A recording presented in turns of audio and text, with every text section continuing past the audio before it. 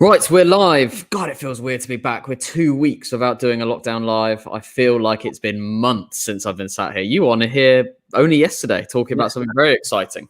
Yeah, the launch of Purple Goat, which is great, very, very exciting. It's been all go for the last 24 hours, but for the last 3 or 4 months building up to it. So yeah, exciting. Exciting. What else has been going on the last 2 weeks? I'm trying to fill time before we get the notification. People start adding to the lobby before we start answering the questions we already have. And then we'll work through, and if you are already watching, work through other questions as and when you ask them in the comments. Will be in the LinkedIn comments. Yeah, so how's it going? How are the kids holding up? Yeah, they're doing all right, to be honest. I keep seeing your wife doing amazing sort of arts and crafts sessions. Yeah, I messaged her saying you're doing a fantastic job coming up with amazing different things every single day to build out of the most mundane items that are lying around the house. Yesterday's sort of milk carton or juice carton bird feeders were a real highlight for me. I thought they were both actually very good. Yeah, well, there's not a lot else to do. But yeah, I'm lucky that Michelle's creative. I am absolutely not. Phoenix sort of ask me to draw stuff for him, but he realizes I'm so bad at it that he's just stopped now, and he's probably a better drawer than I am at 4.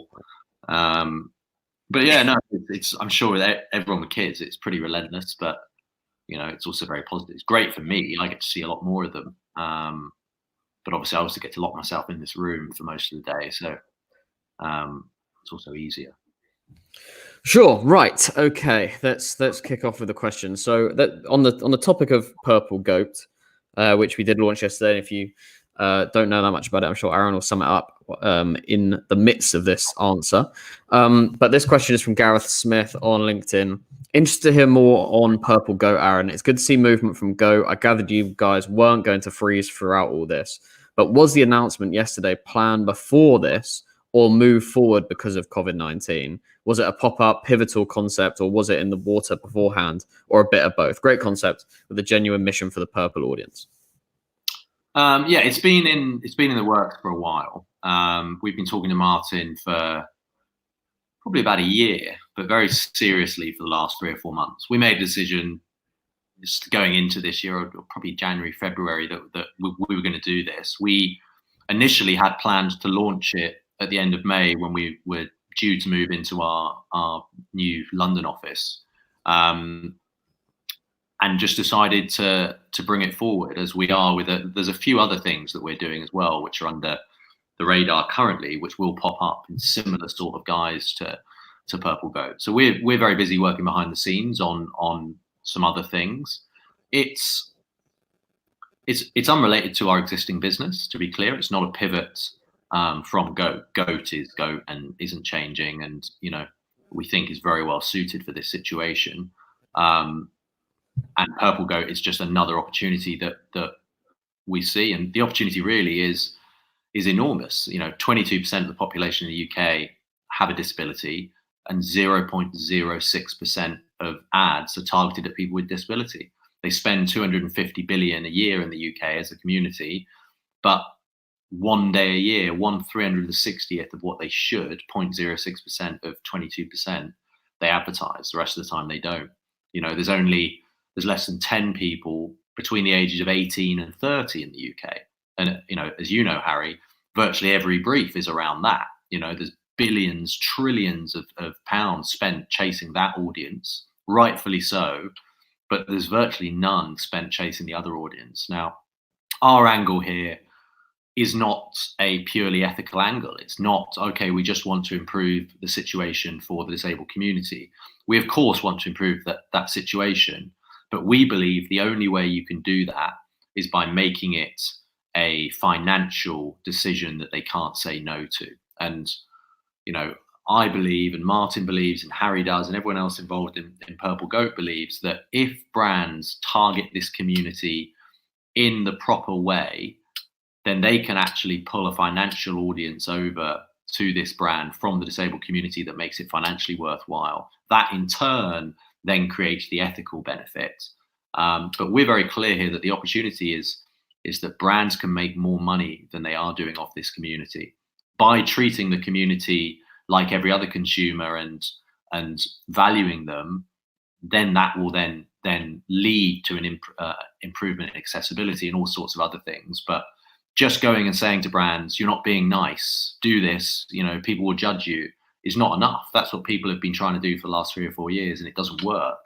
What does work is, if you do this, you will make more money.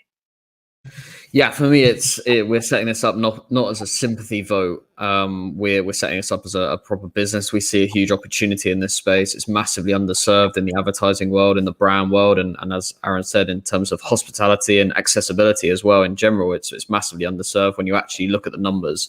I think people think of the percentage of the population being a lot smaller than potentially than it is. 22%. Is a huge amount of people in the country, and if we take that on a global scale, that's an unbelievable amount of people who are being underserved by the advertising and marketing world. And we're very, very lucky to have built a business which works with some of the biggest brands in the world, is able to steer the marketing and decision making of those brands and how it works. So we're in a good place in order to help that happen. And Martin is a fantastic thought leader in the space, someone who we've got a lot of admiration for. And as soon as we met him, we knew we'd found a bit of a star. And also someone who's incredibly capable of pushing this business forward in a society which needs it more than it's ever needed it before. And I think when we're coming out of this lockdown and coming out of this scenario that we're finding ourselves in, the world is going to be a kinder place.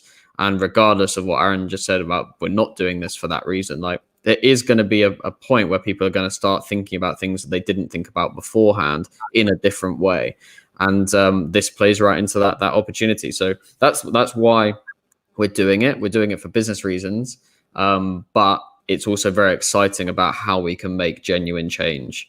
And yeah, I'm very, very excited to be a part of it. And I'm so glad that the reception of it yesterday and today over the last 24 hours has been very, very, very positive. Right. Oh, there's a question here just come in about Purple Goat whilst I'm talking about it. So this is from James Wood on YouTube. What was the decision behind a new brand for the offer versus having it as just another offer for the current business? Really interesting, by the way. Love it. It's a good question, actually. Really good question. It's just another offer. It's really interesting, by the way. Well, it's a unique offering within the Goat agency offering. I think that's why.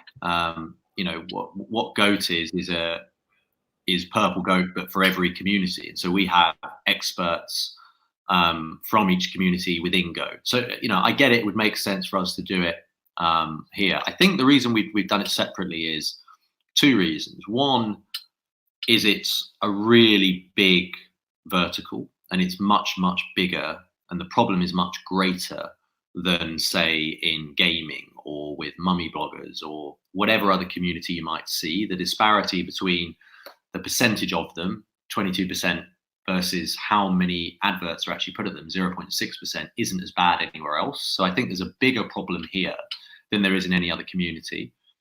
We're also very aware that we're not from this community. And so there was a need in our minds to have a co-founder and a business partner here who was 100% within that community. And the only practical way for us to do that is to have another entity that Martin can have equity ownership in.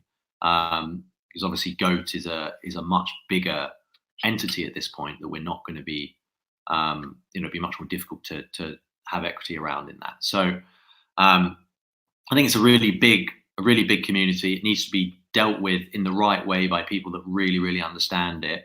And because that isn't us, it felt like it needed another leadership team of which we're obviously a part. We are also co-founders of Purple Goat with Martin, but that leadership team will be a different leadership team to the traditional Goat agency leadership team, for example. And the closing line for us is nothing without us, about us. And I think that really sums up why it's a new entity, is because we're not that us. So we have to make sure that this company is, and Martin, the team that he's building, very much are that. We're there to help structurally. We're there to help from a large campaign point of view. We're there to help on the pure advertising side. We're not there to to say what the disabled community thinks. That's what the people in Purple Goat are there for. Yep, definitely a good answer. I think, yeah, it's exciting, but it definitely requires different brains than necessarily what we already have that complement what we already have as a business. So, which moves us quite nicely actually into Daisy Morris's question, which is on LinkedIn Live. What advice would you give to people pitching influencer work right now? People and brands seem reluctant to spend on digital, yet screen time is hugely up. Like, what are the ways that we've kind of or changed the positioning of it slightly in order to make it slightly more easy for brands to understand in this time when they're being so cautious? I think there's a lot of reasons to be doing influencer marketing right now, which I'm sure other people are seeing, but we certainly are. We're seeing that prices are down. We're seeing that results are up, views are up, engagements are up. So the marketplace has never been a better position from a brand buyer's point of view. I think tone is really, really critical now, and having real control over the content that's going out and having a real understanding that, you know, this is really powerful right now, as it always has been, but really powerful right now. So if you put the wrong message out, it can be quite destructive. So I think if you're trying to sell influencer marketing to brands, the biggest thing you need to get them to understand or get them to feel right now is trust that you're not going to allow the wrong thing to be said. You're not going to be insensitive. You're not going to do that. Now, you can't allow the fear to stop the client completely. You have to be the trusted partner that gives them confidence that this is going to go in the right way. Once you can get clients over the fear, then I think they'll start spending freely again. As we've seen with a few, the results are really, really good. Once you've got over that fear of, oh God, will we say the wrong thing? Then it should be easier than it was 2 or 3 months ago to be selling this. I expect ad budgets to go down across the world, but I don't expect influencer budgets to decrease. Influencer budgets should increase. You know, even if ad budgets go down by 60, 70%, brands are going to spend a lot more on social influencers than they have been. They're going to spend a lot less on out of home and all these other channels, but they're going to spend a lot more on influencers. I think that's totally right. And it kind of nicely segues into a question that was just asked in the chat on LinkedIn Live, which is from Tom Phillips. Guys, what industries are you finding are suffering the most at the moment, and what are speeding up because of the situation? Well, sport and anything event-wise is obviously in real trouble. I think there are certain industries that are doing very well. I think the sort of home fitness, home mental health, lots of those apps and products are doing really, really well. You certainly don't want to be on the high street. If you're on the high street, you're in real trouble. If you're online selling D2C, you're going to have a much better chance. But then it will depend on, you know, what your delivery systems are like, and if you can keep going, is it an essential good, all that sort of stuff. So I think it's not a time to be in luxury, because people are obviously not got a load of money and they're not spending. So luxury items are going to be in real trouble. I think sport's going to be, until it restarts, is in trouble. But as soon as it restarts, I think the sports landscape is going to be huge again. And you're going to have viewing figures on live sport that's higher than we've ever seen, and all these things. So I think sport will rebound very quickly because of broadcast. I don't think live events will. Facebook put out a memo yesterday saying that they have cancelled all of their events above 50 people until June 2021. So I think that is not an unrealistic timescale before we start having concerts and things like that again. So, you know, they're going to have to pivot into, you know, live virtual concerts where they're streaming it and stuff, but it's not going to have the same impact. So yeah, sport, live events, you know, high-end luxury, all the basic commodities people still need, tech they're still buying, a lot of the, you know, certainly Zoom and things like that will be absolutely flying. So as with any period of disruption, some things will go down and other things will go up. With what's happening right now, lots of things are going down, some things are going up. And some of those things that have gone down will recover quicker than others. You know, sports, I think within 3 months will have recovered. Live events may not recover ever. it might take 3 years before we've got, properly full concerts again. Maybe we never have them. Yeah, it is a really odd one, the live event space. I certainly wouldn't want a business in the live event space right now, because there's so much pivoting had to be done, and there's so many people that are going to be clamoring for that attention in the medium term, and so much infrastructure investment that's going to have to go into it in order to make it an experience which is worth going to. There's so much of an event that you're enjoying because of the atmosphere and the people you're with, and what it feels like to be there. Like even the silly things like the smell and the taste and the feeling of being a part of a huge group is quite animalistic, I suppose, and kind of works towards our innate human behavior of being connected. And that is going to be lost in this, and we're already seeing that, and how it doesn't quite transfer easily into a video conferencing call as easy as it is face to face. But there is going to be a lot of infrastructure and technological advancement in that space, and it needs to be in order for it to even get to a point where it's enjoyable again. I'm not sure things like concerts are going to be that good over streaming. I don't think sport will be hit that badly because people are so used to watching that broadcast globally anyway. People are still very happy to watch sport broadcast for free on illegal streaming sites when the commentary is a different language. So, I don't think that'll get hit that hard, but there are certain events that will be really, really hit. I mean, tours tours around cities and things like that, those are just going to be less and less valuable than they were 6 months ago. So yeah, I think the event space is going to be very, very interesting. Right, I'm going to try and find a question that I like. Sorry? There's some more on YouTube. No, there's loads. I've got loads written down. I'll try and find one that's really, really good. There was one about... Oh, yeah. Mo Akram said, will there be a daily Purple Goat and have it as a separate content base, or do you want to integrate this into the daily Goat? It's a conversation we've not had, so I look forward to having this with you live. I haven't had it. Well, Martin, who's CEO of Purple Goats, does produce a lot of content himself. And so the first thing I would do would encourage all of you, if you're interested in Purple Goat, go and follow Martin. He does a daily live show. He's live right now too. He does 12 to 1 as well, over on his channel, The Daily Sip. He also vlogs and does a lot of content and has done talks for us and all sorts of things. So there'll definitely be content coming from Martin around Purple Goat. Will some of that make its way onto our channel? I'm sure. There you go. So yeah, I'm sure exactly what the crossover will be, we will see with time. We're certainly one family, but the intention is for Purple Goat to have its own culture and its own ethos, led in part by us and Martin, but it will be slightly different to Goat. So yeah, it'll probably be kept separate. We won't just drop it into the daily vlogs, for example. It will have its own area.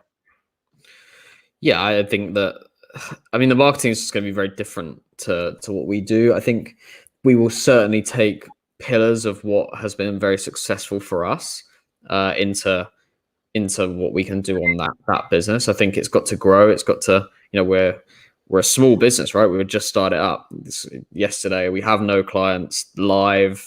We don't have a huge team. The value of our vlog when we first started it is because we were a certain size and it was interesting to interact with lots of different people at the same time. Even our vlog, we've had to reimagine what that looks like based on the circumstances. Yeah. So I think we need to think about what that looks like. I think audio and podcasts will be really, really interesting move for us as a business and for the general population of marketeers in the next 12 months. We'll be launching a podcast channel next week, which is something we've never really seen before in the marketing world. We've seen it happen across different, especially in sport, we've seen it happen, but we've never really seen it in the marketing world, especially no agency doing it. So I'm looking forward to that, and we'll probably have a strand in the medium term hosted by Martin that will be just around disability and inclusion and diversity, which will be really interesting and different. But yeah, I think audio will be very, very valuable to that. So maybe not a video vlog every single day in the same way at the start, but who knows where it will get to in 12 months time. And who knew that we'd be doing a daily vlog? If you'd have asked me that 3 years ago and going for 300 episodes, I would have said that you were absolutely crazy. Okay, let's find something else. There's a lot of questions. Thank you so much for all your questions today. Really, really helpful. We're going to do this once a week. So every Friday at 12 o'clock, we're going to jump on here for an hour, ask as many questions as we answer as many questions as we possibly can. We will store the questions that we don't answer from today's episode into the next one to see if we can get through them in time. But yeah, we appreciate all the interaction. Let's do some rapid fire. Let's get through some. Let's just do some rapid fire ones. Oh God, there aren't really that many rapid fire ones. This one's quite a rapid fire one. Miranda Haston, launching a new product. Do you wait, or if it's a product for the right now, do you go now? If it's a product for right now, go now. For sure. I agree. Never hold back. This is the time to move, not a time to stay stagnant. Question from now, let me tell you, all the people that are going to fail from this, and this is a universal thing, are people that are waiting for something to happen. Everybody whose strategy is when it comes out will be okay is not going to be okay. Like, you've got to make this work for you right now. This might be like this for a year, guys. Like, you can't survive that long. So any business that's, well, it's okay when we come out of this and everything goes back to normal, well, that may never happen. So, you know, if you're thinking about doing anything, it needs to be fit for purpose today. Agreed. Will we be using Muslim influencers for any Ramadan campaigns? We have historically been very good at running Ramadan campaigns over the last few years, actually. I can think of a few brands, a few that we can't talk about, but a few brands that have really actually gone all in on Ramadan with Muslim influencers. I think we did a lot of stuff with Lidl over the last 2 years around Ramadan and things around that celebration. So yeah, we always look to capitalize on cultural moments as and when we can. That's obviously a huge one for a huge part of the population in the UK and across the world. And brands are looking to either enhance that experience or become a conversation point in those cultural moments. So yeah, we I'm sure we'll have brand conversations around that, but we have definitely done it historically. Yeah, I mean, everything we do is niche content to niche audiences. So if we're doing something targeted at Ramadan, and we'll do, you know, we'll have briefs where it's targeted at Ramadan or it's targeted at Hanukkah or Christmas, and we're going to use the community that understands that. So of course, we're going to go niche to the people that actually live in that community, because that's what's going to generate the best results. I think Ramadan's a really interesting one because I think it has been a specifically Muslim festival is the wrong word, but you know, period of time, that month where it's really about Muslims. As someone that lived in Dubai for 3.5 years, like the breaking of the feast at the end of the day is actually great. It's really great. And you know, as a non-Muslim, even when I was in Dubai, I went to iftars and things all the time, and it was fantastic. So I think if we could use the community to start getting it outside into the wider community and start to integrate, then that would be great as well. Right, question. I mean, 2 quick fire questions. One, I'm just going to answer immediately. Kate Mitchum, what's the chance of you still hiring interns when this crisis is over? Yeah, we will be obviously on the hunt for talented people. Always we're on the hunt for talented people to supplement our team globally. I think the requirement and the role changes in the last couple of weeks has meant that we're going to have to relook at what those things are and how it works, and also how we train people that onboard into the business when they come into it, because it's not the same as, you know, sitting together and going through one by one with the different leaders in the business about what they do. And we spent a long time building a training schedule to make sure that people, when they do onboard into the business, really get the most from it and understand exactly what's happening and get the most value either as an intern or a full-time employee. So yeah, we do want to keep that going, but we just need to rethink about what that looks like. And then the other question, which I'm going to put to you, Aaron, but I'm going to start it off. Marketing entrepreneur Ellie Smith says, I want to build my personal brand on YouTube. I need some advice starting on YouTube and bring the most value from my content. My advice would be, if you're a marketing entrepreneur and you're looking for it to enhance your personal brand, to drive sales, and you want to happen in the short to medium term, then do it on LinkedIn, not on YouTube. Aaron Shepherd? I completely agree. Definitely do it on LinkedIn rather than YouTube. Advice to how to do it. First thing is just do it. It's hard. You know, we're launching the podcast series, Harry said, next week. So we've done loads of films. We filmed 2 as we were going to do one, which was director's podcast, right? We filmed 2 of them already and we've decided we're not going to do it now. We're going to throw it away. But you've got to just do it. You've got to film it and see what it actually looks like. And I think that's what most people don't do, is they don't even try. And even if you try and you don't put it out, at least you get to see it. So first thing to do is just turn record on and start going. And then try not to be too precious about it. If you look back to the first vlogs that we released, they were terrible, like really, really bad compared to what they are. There's no way we'd allow them to be released now, but that's the only way you learn. So just do it and just stick it out, and then talk about what you really understand. And the more niche it is, the better. Don't think that, you know, you might see us now, like, as you get more of an audience, you start to go a little bit more general and a little bit more outside of it. But for the first 6 months, we just spoke about influencer marketing. Now, as people got to know us, they got to know the size of the business, all these other things, we can start to advise on other stuff. But people got to know us because it was about influencer marketing. So have a niche and really own that. Build that small community of 5 or 10 people that are going to come back every day. And like, we've seen that over the year. Like, I know who those people are by name, because you get to know who your core community is. If you can get 5 or 10 people that will watch you every day and will be really disappointed if you don't put content up, you've got something good. You just keep going and it will build. It takes ages to build momentum. Yeah, we didn't see any sort of real payoff from the vlog until about 4 to 6 months in, where we'd done 20 times 4. So yeah, past anything before the 100th episode on the vlog, we didn't really see any impact, either personally or from a brand sales point of view, agency sales point of view. And then it was like 1 week where it just all clicked, and just we seemed to get loads and loads of messages, people with loads of inbounds, agencies were getting in touch, brands were getting in touch, and people wanted to work with us because of it. And it's because they built an affinity, built a relationship with us through the videos. Okay, there's a good question. There's a few good YouTube comments, Harry. Yeah, I know. I'm gonna put those 2 together. There's 2 really good ones. But just quickly on the Jack Houghton question on LinkedIn Live, what do you mean start a podcast channel that other agencies aren't doing? Good question. It sounds really basic. I know lots of agencies and lots of marketing podcasts exist. Lots of podcasts exist on a singular channel with a singular format. We aren't going to do that. We like those podcasts. We think they're great. We just don't want to be one of those. We want to do something a bit different. So our idea is to have a single podcast channel, and it will launch next Monday, but it will have 5 different podcasts hosted on it.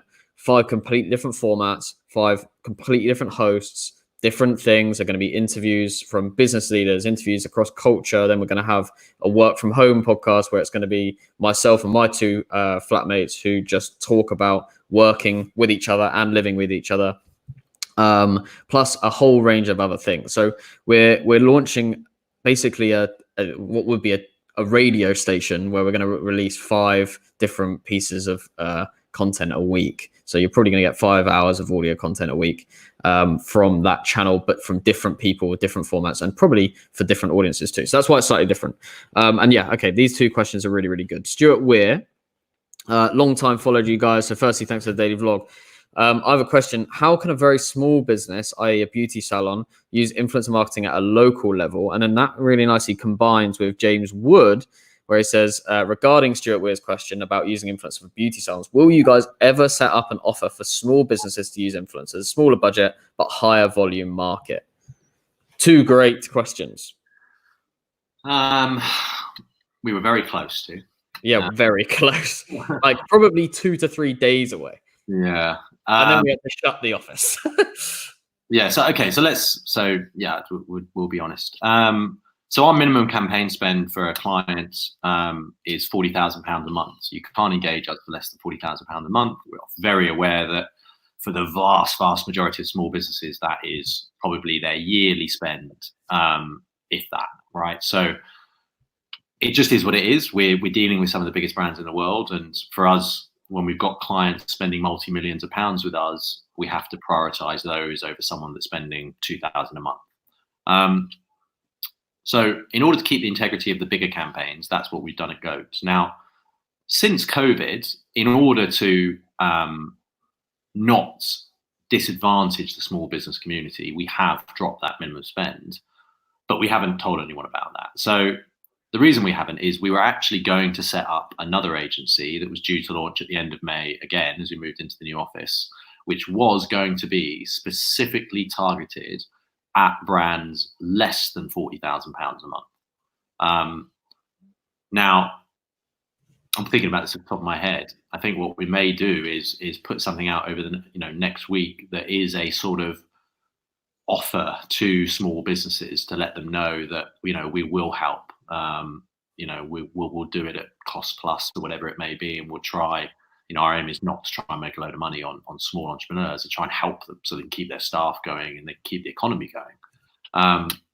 So I think we probably will announce something next week. We were about to launch this other agency with some of our staff members actually moving across to it. So whether that will happen officially or not, I think will depend on sort of what happens in this period. But it is something that we've always been aware of, and it is just a time thing. That's we're fortunate. We've got a lot of clients, and so we've been able to choose the bigger ones over the smaller ones. But with what's going on right now, we are very, very pro the entrepreneur, as I'm sure anyone that watches us will realise. We're very, very we're big believers in the value that entrepreneurs all over the world are bringing to society, and I think entrepreneurs are not valued enough. And any way that we can help those people when it's at its hardest, then great. So bear with us on the small business offers. I think we'll bring something out next week, which makes that a little bit clearer for people.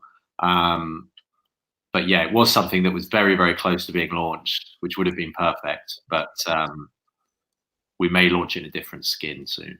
Yeah, the exciting thing for me on that business when we were about to launch it, and I'm genuine when I say we were probably days away from putting it live before we had to shut the office. It was certainly going to be the week after the office was shut that we were going to launch it. And the premise, like Aaron said, was to bring across some of our incredibly highly talented staff from the Goatside who've seen it right away from the bottom of the small businesses when we were growing, right the way through to the top of the biggest global brands, spending millions and millions of pounds, and actually use that knowledge and bring it into small businesses. So rather than just starting a new business saying, yeah, we're the guys who can do the small business stuff as well, and just hiring a whole skin of new people who aren't Goat employees, who haven't ingrained the culture, haven't seen it happen. We're going to bring 3 people out of the main Goat business and put them into this business to make it a Goat business, but serving smaller businesses. And that was what was really, really exciting for me. And also, it's always great for us to be able to empower our young staff in order to do amazing things. And that was going to be one of the things that was going to be propping that business up, which was exciting. That's obviously not happened in the short term, but I'm sure that will continue to develop in the background. But like Aaron said, I think there's a huge opportunity with young and small businesses who are looking to do any type of digital marketing right now, make an impact on their bottom line. And yeah, we want to help. How that looks, we're currently unsure, but we do want to help. And at the same time, it obviously helps us. We still need work, and we know that you guys need to continue marketing, and we want to be there to help do both of those things. So yeah, good question, and we'll certainly be in touch and continue to look at the stuff we put out over the next few weeks, and we'll have something for you. Right, question from. So there's 2 questions from Jack. Jack, was the small business agency going to be called Kid? Yes. What it will be called. We got Insider. The Kid agency. We've got the logo and everything. Yeah. So yeah, that's ours. You can't have it. But yeah, it's called the Kid agency. Going back to Jack's got another question up there. Are there any plans to diversify Goats and own more of the influence pipeline with things like Herd? Yes, is the answer. We'll expect us to announce half a dozen new things in addition to Goat's regular business over the next 3 or 4 weeks. We are looking at lots of problems. We're entrepreneurs who find problems and try and solve them. Right now, we can see a lot of problems. So we're going to try and solve a lot of them. That doesn't mean that it's instead of goat is goat and is carrying on. We're looking at additional things. Ideally, if that's taking more of the end-to-end pipeline, potentially, but it's also looking stuff outside of talent.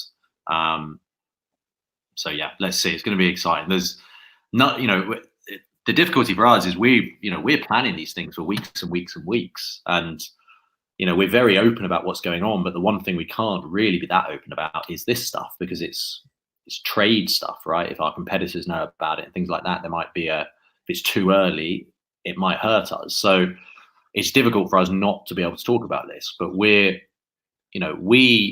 feel like, I feel like anyway, this is as entrepreneurial a period as any point in my lifetime, and that real entrepreneurs, almost regardless, even if your current business isn't doing that well, you should be seeing other opportunities opening up around it to maybe fill those gaps. And I think if we can accept that a certain part of our economy is never going to come back, we need to replace that with a new economy. If 20% of businesses are going to die and never come back, we need to create another 20% of businesses to take over so that people have jobs.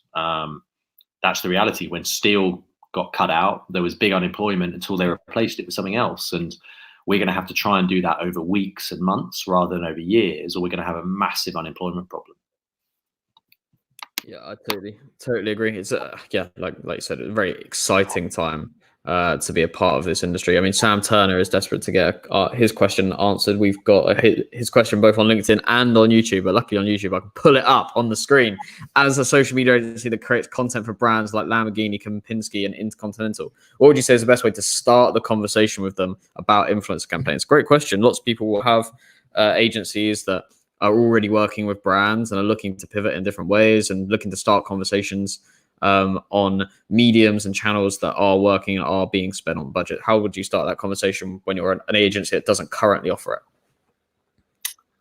I think always you've got to try and understand what the client wants and what the problems are. I'd imagine the problems, for Lamborghini, Kempinski, and Intercontinental are going to be around production and content, right? Is there not, Kempinski and Intercontinental are not going to be open, so they're going to have a big problem. How are they going to fill that? But they're still going to have to keep their brand strong. When this is when this is over, Kempinski and Intercontinental are still going to be there, highly likely. And if they've done nothing from a brand point of view for a year, but Hyatt has, then it's going to be challenging for them. So I think you have to understand what are people trying to achieve, and whatever it is that they're trying to achieve, the likelihood is the best way to do that right now will be by creating video content at home, because it's about the only place that you can do it. So any form of advertising now is going to require content creation.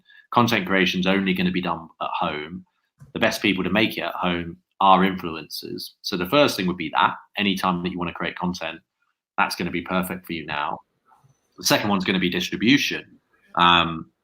And influencer numbers are up everywhere. Prices are down. It was already the best performing channel across all industries. Now it's even more valuable, and the other channels aren't doing as well.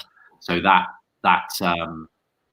performance benefit is going to be very clear. So it really should be relatively straightforward to get clients to do this. If a client's cutting all of their ad spend, there's not a lot you can do. But as long as they're keeping their ad spend going, no client in any industry should be spending on other channels if they're not currently spending on social influencers.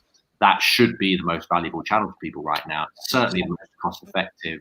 It certainly gives you the ability to create the best content right now. So we should be the most protected sub-segment of advertising.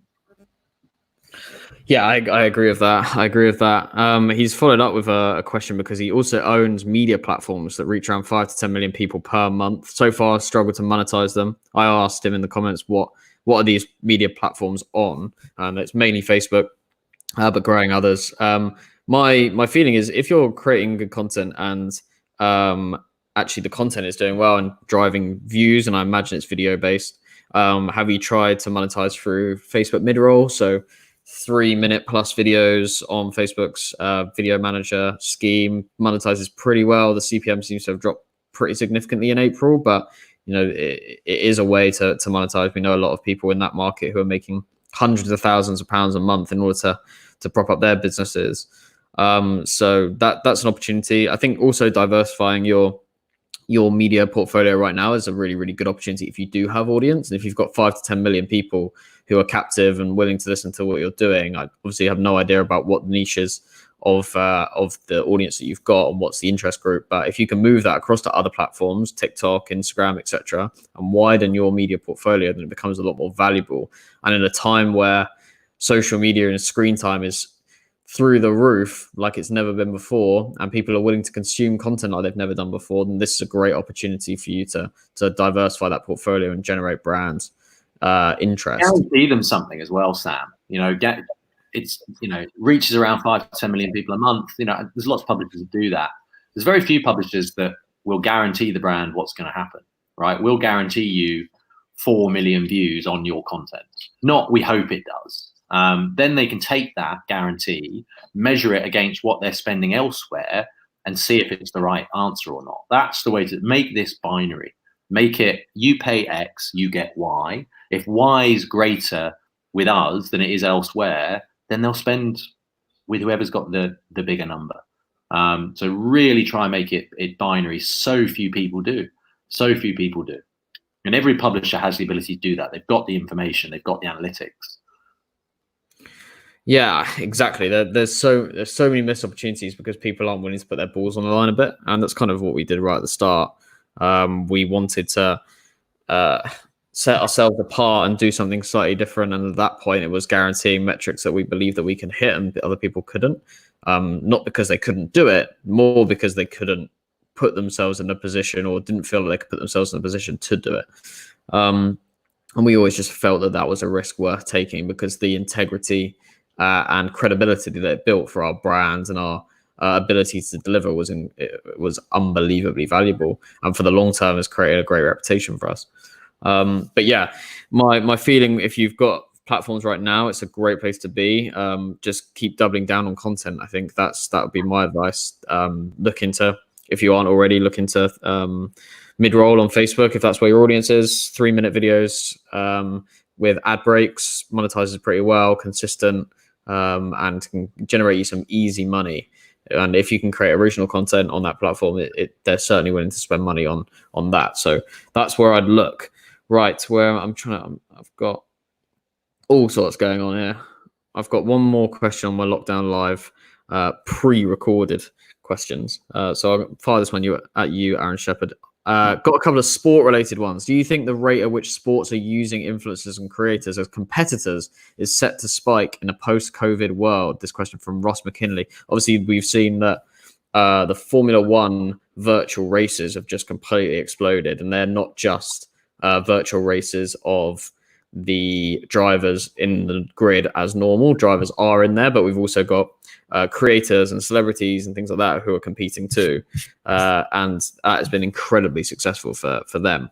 And we're seeing pro clubs being used in FIFA as well. There was a FIFA Stay-at-Home Cup yesterday where it was a representative of each club in the world in some sort of Champions League format being played. So yeah, we're seeing more and more of the virtual world coming together with the real life world. Yeah, what's the question? The question is, do we think that this will continue in a post-COVID world, that influencers and creators will be part of competitions and sports? Probably not to the same extent as it will during COVID, but it will never go back to what it was before either. I think there's a pre-COVID scenario, there's a COVID scenario, which for me is 14 to 18 months in reality. And then there's a post-COVID scenario, which would be post-vaccine potentially. So I think that during the COVID scenario, which is a long period of time, we're going to see change that is staggering. People are going to realize that the biggest talent is online creators. And so you're going to see a huge number of those piling into things. I also think you're going to see a huge number of traditional talent become online creators and start creating more content. And when it comes to other businesses, there's a sort of heads up. There's one coming around that is how do we make celebrities influencers in a way that we did with Nico Rosberg. So I think that's going to be a big opportunity. As everybody becomes more social.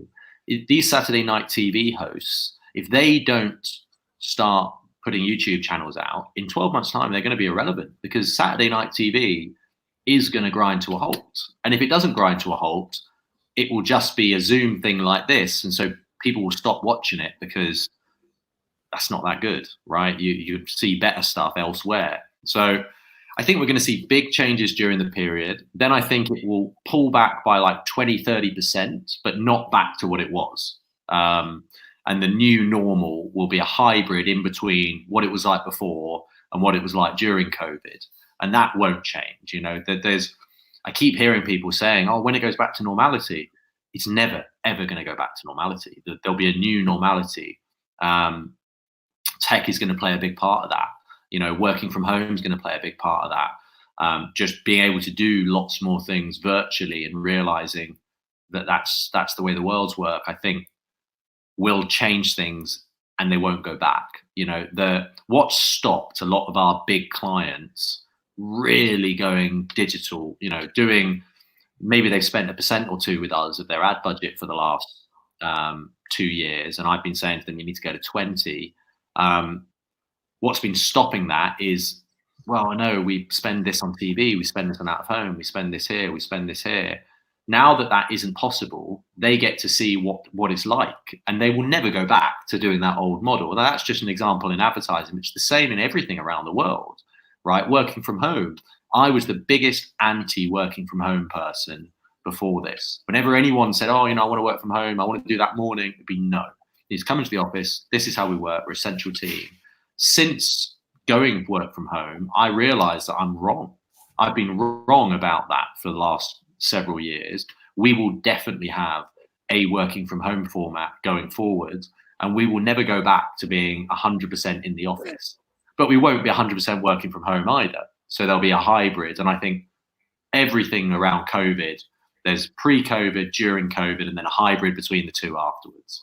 I'm really excited about what offices are going to look like in a year's time. Not because the requirement for them is less, but more because actually the creative things that you can put in offices, or I'm not even sure they'll be called offices, they'll be like workspaces. I think it'll be venues, yeah. For me, I see it as like a meeting venue. Yeah, how cool can we make your meeting space? Like we always talked about, we had an office that we left with a lease that was still running for 9 months after we moved into our new office, and we had to keep it. We either had to sublet it, or we just had to continue to pay the £15,000 a month we were paying on this empty room in London.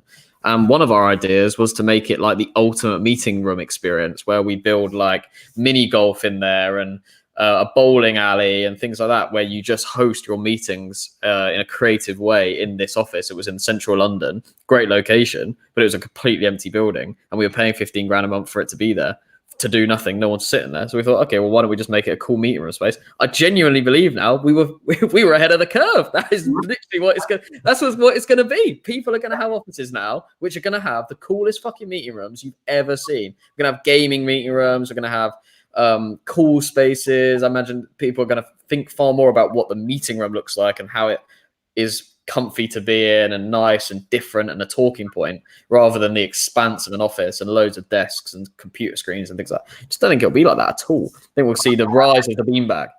I just don't see us having banks. I don't see us ever having like that sardine, sort of lined up mentality. I just don't see it. And so that's, certainly from my side, even though we talked about that office stuff before, like I am aware that I have just been wrong about this, right? I didn't know what I didn't know. I didn't know how much better this would be. And, I think that's what lots of people are going to find, is they were wrong about things. Right. It's a great question I want to finish on, which is from Rebecca Meller. So Hello. If you were in my position, she's marketing and PR for a healthcare IT company. If you were in my position, what would you advise your company to do marketing wise? I'm a one-man band supporting 3 brands in a group. I have no budget to work with and little access to subject matter experts, i.e., to support content generation. I need to help open doors to new customers. Our customer base is the NHS. Prospecting is out of the question at the minute. Your answer will either reassure me that the guidance I'm giving to my boss is on the right lines, or give me something to think about. I think this is the time to be creative and to build. I mean, if you're in marketing and you can't do anything right here in the right now, and it's about building something for the future and future-proofing yourself for this new world. So how can you build audience in a different way? How can you provide value in using content that doesn't directly result in leads right now and prospecting the NHS in a time when it's not the time to do that, but it is going to be the time to do that at some point in the future. Now that could be 3 months, 6 months, 12 months, 2 years, whatever it is, but you want to be able to put yourself in the position where you're the number one place that is thought about when that comes back to being some form of normality. Now, in order to do that, content's going to be a part of it. I know you said that you haven't got a huge amount of access to experts, but experts do have more time now, maybe not in the NHS, but they do have more time to talk about things than probably they ever have before, just because the amount of people that are working from home, less meetings, less calls, things like that. And I think people talking around the subject matter that you have is quite interesting too. And I also find things that are just incredibly relatable to build audience. And building audience for the long term is certainly where I'd be looking at if I had very limited budget and a business that was obviously going to be very, very successful long term. If you're working in healthcare and pharmaceuticals, I think long term this is going to be a pretty good thing for you. And in the short term, I think it's pretty good anyway, just in a difficult scenario for talking about it. Yeah, it's just about building an audience rather than prospecting clients and leads. Yeah, I would say content is free, right? If you've got a phone, you have the ability to make content. You can. Yeah, this is free, right? We're spending no money in doing this, and hundreds of people are watching. Yeah, it's time and putting yourself out there. So any business, any startup founder, and I get dozens and dozens a month of people with ideas saying, "What can I do? I've got no money. I don't know how to start." And I say the same thing: is start making content. It's free. Like the only reason not to do it is that you're worried about what other people think, which I understand, right? I get that. Everyone gets that. But if you haven't got budget, you must be making content. You must be. It doesn't matter what you are. Even if you're a freelance designer and you're looking for a job, like make content, make videos about your designs, and you're a hell of a lot more likely to get a job. If you're an agency trying to do that, or you're B2B, it doesn't matter. It's free. So why not do it? So that would be my first thing. As soon as you got budget, give us a call. But my answer to everybody without budget is start making content. Just turn your camera on and start filming. Yeah, agreed. Like, this is the time to build audience. We talked about it in Sam's. Was it Sam's question? Yeah, Sam's question. And now with yours, Rebecca, so this is the time to build audience. It's the time to think about the long term, think about the new world, think about what people are going to want going forward. In order to know what they want going forward right now, you need to build audience for that time. So I think, I don't know, she said she's reassured. She thinks exactly the same thing. I can advise with confidence now. But yeah, I totally believe that's the way forward. Like, you need to drop the incredibly hard sales move in the short term and build something that allows you to be far more effective and convert at a far higher rate in the medium to long term in that hardcore sales mood. Because in the short term, you've built an audience that are receptive and care about what you're doing because you're doing the right thing and providing value. That's also, in some ways what we're trying to do as well. We obviously created the vlog for a long time and try to give away value with that. And then we do this. We're going to be doing this once a week, 12 till 1 on a Friday afternoon. We're doing it internally as well. We're jumping off this in 2 minutes time when I wrap this long sentence up into a company meeting, which we're doing once a week too at 1:30 for the whole company worldwide. So the New York office, the London office, and the Singapore office all come together on one Zoom call and listen to the update from the week, both from the top level from us and also from different people across the company to see what's going on. I think that's really important too. So transparency and providing value across all the people you communicate with is really, really important. And yeah, obviously we're launching the podcast channel next week, so do stay tuned for that. We'll be absolutely blitzing that out. We're going to try and get to #1 on the business charts on day 1 of launch. That is my goal. So I'm putting that to the challenge to our audience to get us there to #1 on the business charts, day 1 of launch. I think that's going to be Monday week. So I'm looking forward to that. And yeah, that's it really. I want to rush off because we have got a company meeting to attend to. Thank you very much for watching. We will be here 12 to 1 every Friday. It's been a delight. Lots and lots of questions today. Lots of different kind of questions as well. I think the advent of Purple Goat has helped fuel that fire. But lots of interesting questions, lots of scenarios that I had to think about on the spot. And yeah, we really, really appreciate all your interaction and all your comments. And hopefully we'll see you next week as well. And if we didn't answer your question, I'm sorry. We have stored all of them and we will be trying to go through them next week as well. Thank you very much for watching. If you haven't watched the vlog in the last week, that's been up on YouTube and LinkedIn. We've also dropping a special 20-minute edition of the best of Chatterbox with Matt Wyatt today at 4 o'clock on YouTube. It won't be on LinkedIn. It's too long for LinkedIn, but on 20-minute long Matt Wyatt special on YouTube, on the Go Agency YouTube today, 4 o'clock. You definitely want to watch that. And then, yeah, we will be releasing an interesting, different kind of vlog on Sunday where we're talking about a conspiracy that came out about us yesterday. Oh my God. Which is super exciting. So tune into that as we have seen it. If you go on Twitter, there is a conspiracy theory about goats. Now, to say it's nonsense would be an understatement. It's quite funny. The first time that I've been involved in a conspiracy theory myself. And it does make you think how easy it is for these things to start. Yeah, I guess, yeah. You haven't seen, go and have a look on Twitter, but we will be setting the record straight. Yeah, so that's the vlog on Sunday. So that was how I woke up yesterday. But yeah, thank you very much for watching, and we will see you next week.